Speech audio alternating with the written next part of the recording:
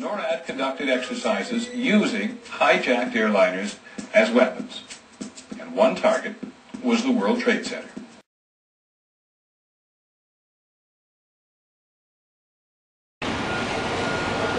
We're not out here for no reason. There used to be such thing as a First Amendment, but it doesn't exist anymore. Because you read it to them, the Pittsburgh police or whoever, and they'll just taser you. They're going to start using microwave guns pretty soon. They have technology that will literally boil the blood underneath the surface of your skin until you have to run away. The government's been totally taken over.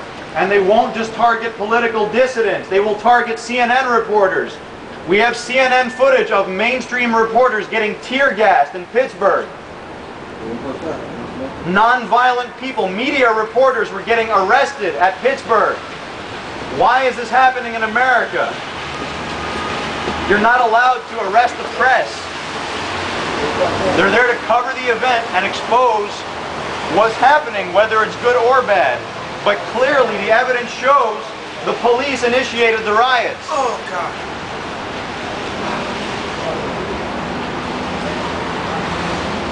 God. Ridiculous.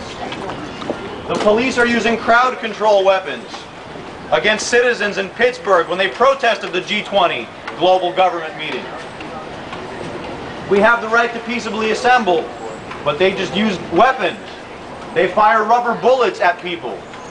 And they call it less lethal. Yeah, they're called non-lethal weapons, but the sound cannon can actually give you hearing loss.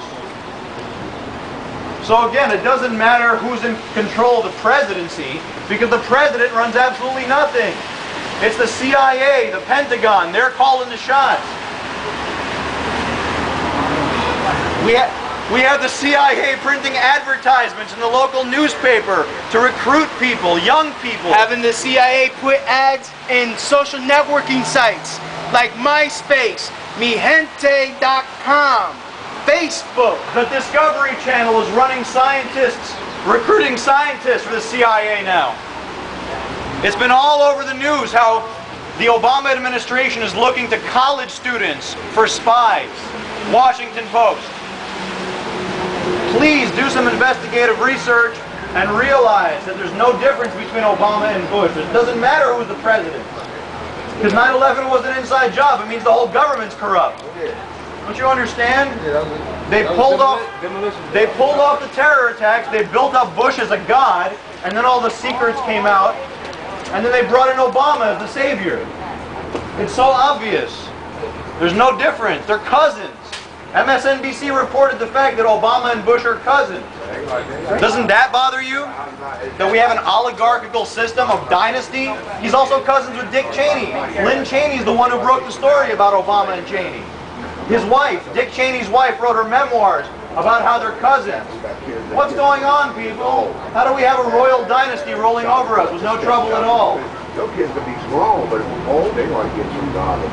The Federal Reserve is so arrogant that Alan Greenspan says on Channel 13 that it doesn't matter who the president is because they run things. And then Ben Bernanke says that if we investigate the Fed, the economy is going to collapse. Well, no, we're going to save the economy. Because once we find out where all of our missing money is, we can put these people in jail. But they wouldn't want that, now would they? That's why Obama reappointed Ben Bernanke for a second term. To claim that it's continuity. You know, it was Bush's guy. Bush appointed Bernanke. So I was just trying to be consistent. Please, you have got to realize, if 9/11 was a lie, then everything since then has been a lie as well. They lied about weapons of mass destruction. What else are they lying about? Just like they said they didn't have concentration camps set up. They do. At the Republican National Convention and the Democratic National Convention, they had detainment facilities for Americans. In Pittsburgh, yesterday and the day before, the police were firing rubber bullets at the protesters. They were using sound guns that they use in Iraq against Americans in Pittsburgh on Thursday and Friday. They're all sick of us, period. You understand? The American police is just like the military now. Yep. And they're treating us like we're the insurgents. She agrees with us. It doesn't even matter if you're a political dissident. She said CNN reporters were getting tear gas on camera. CNN reporters. They don't care who you are, if you're black or white or old or young. They want to kill you. They've declared war against us. They have microwave guns that can boil your blood. The police is turning into the military now. We used to have such a thing as freedom of assembly, freedom of speech, freedom of the press. No longer. It's not America anymore. It's the new America. Where if you say anything, even if it's a nice thing, if you say hello to somebody on the street, you're going to go to prison, buddy. If a police officer doesn't like the way you looked at him, jail, buddy. They'll just frame you.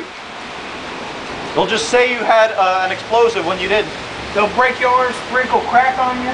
Yeah, exactly, and run away. Oh It's like that's what you do. You break your arm. It's like, oh shit. Don't want to leave no mysteries. I have all these articles here detailing, chronicling the New World Order since January of this year when they announced the New World Order. And then in April, they had the G20 again in London, and they said this G20 represents a New World Order, a global government. So how are we conspiracy theorists when you have Charlie Gibson, you have Anderson Cooper, Bill O'Reilly even, is now admitting that the New World Order is real and it's not a conspiracy theory. We have Anderson Cooper, you name it, Lou Dobbs admitting that it's real. The conspiracy for global government. It's totally real. I think I got this from you. No, this is new. This Then is I didn't. new. Then I didn't read it. Now thermite in the World Trade Center does it. Oh my goodness.